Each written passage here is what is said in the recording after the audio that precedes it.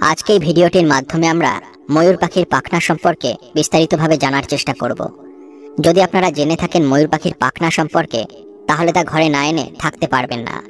পৌরাণিক কথা অনুযায়ী ময়ূরের পাখনার বিশেষ তাৎপর্য আছে। ময়ূরের পাখনা ভগবান শ্রীকৃষ্ণের মুকুটে স্থান পেয়েছে। আবার স্বর্গরাজ ইন্দ্রদেব ময়ূরপঙ্খীর পাখনা নির্মিত সিংহাসনেই বসতেন। তখনকার দিনের মহর্ষিদের দ্বারা লেখালেখির কাজ ময়ূরের পাখনার মাধ্যমেই করা হতো। এই কারণে সমস্ত শাস্ত্রগ্রন্থ জ্যোতিষ চর্চার ক্ষেত্রে ময়ূরের পাখনাকে এক উচ্চতম স্থান দেওয়া হয়েছে। তাহলে চলুন জেনে নেওয়া যাক যে এই ময়ূরের পাখনার বিশেষত্ব সম্পর্কে। 1. যে ব্যক্তি নিজের ঘরে দুটো ময়ূরের পাখনা রাখে তার ঘরে কখনো অশান্তি হয় না।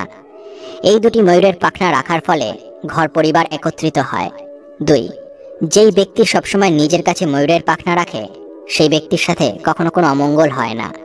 সে সবসময় কোনো বড় দুর্ঘটনা থেকে কোনো না কোনোভাবে বেঁচেই যায়। 3. ঘরে ময়ূরের পাখনা রাখার ফলে অশুভ শক্তির বিনাশ হয় এবং শুভ শক্তির প্রতিষ্ঠান হয়। 4. যদি আপনার সন্তান ঠিকভাবে পড়াশোনা না করে এবং পড়াশোনায় যদি মন না বসে, তাহলে তার ব্যাগে একটা ময়ূরের পাখনা রেখে দিন। লক্ষ্য করে দেখবেন আপনার সন্তান ধীরে ধীরে বুদ্ধিমান হয়ে গেছে এবং পড়াশোনায় মনোযোগ দিয়েছে। আপনার পকেটে যদি আপনি একটি ময়ূরের পাখনা রাখেন, তাহলে তার দ্বারা রাহুদোষও কেটে যায়। 6.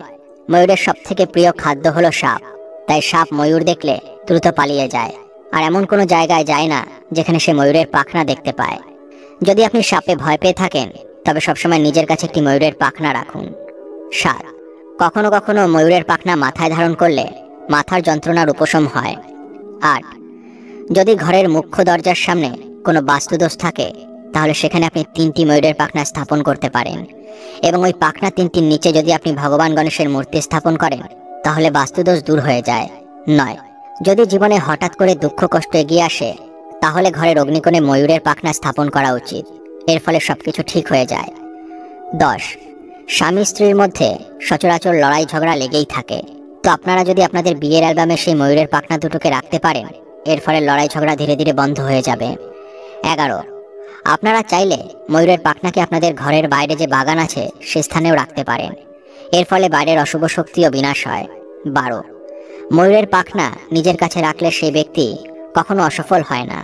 13.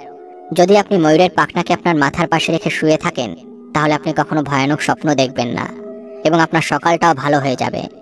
14. ময়ূরের পাখনা কখনো মাটিতে ফেলবেন না, এর ফলে আপনার ঘরে অগ্রগতি থেমে যাবে। ময়ূরের পাখনাকে নিচে ফেলার অর্থ ভগবান কৃষ্ণের অসম্মান করা।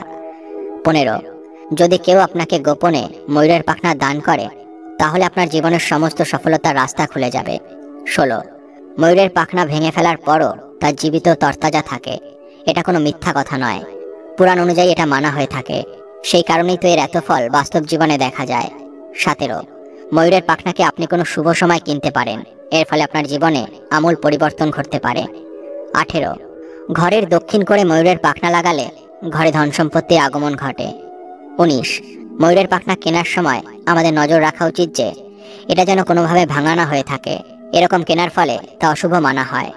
20.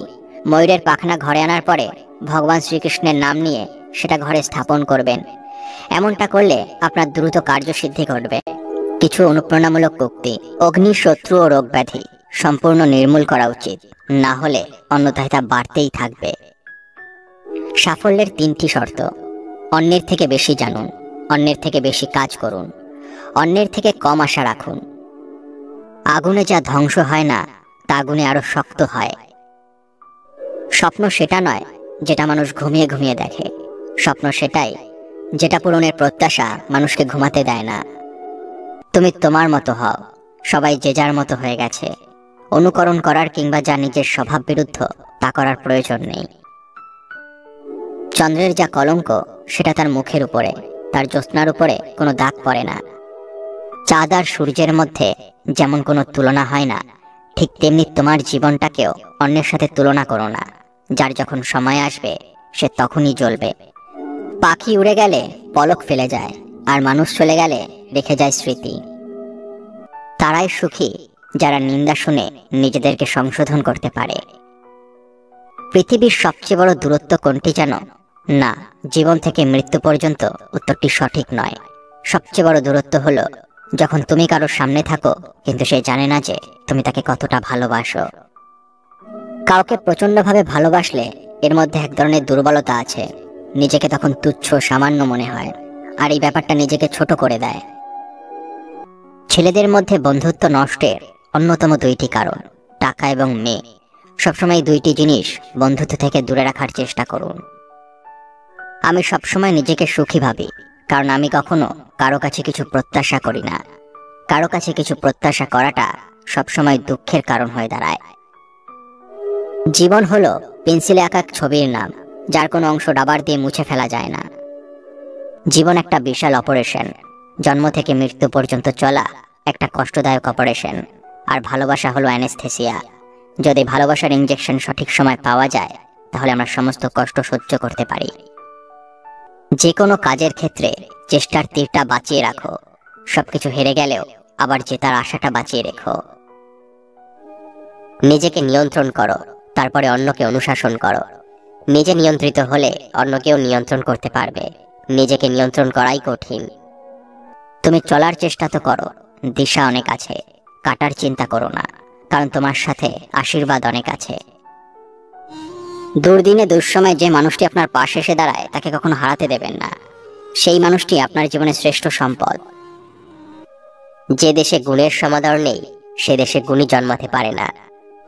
আয়নায় দেখা যায় নিজের সৌন্দর্য, আর আচরণে প্রকাশ পায় মনের সৌন্দর্য। মানুষ সবচেয়ে বেশি চিন্তা তখন করে যখন সে নিজের জন্য কম এবং অন্যদের জন্য বেশি বাঁচে।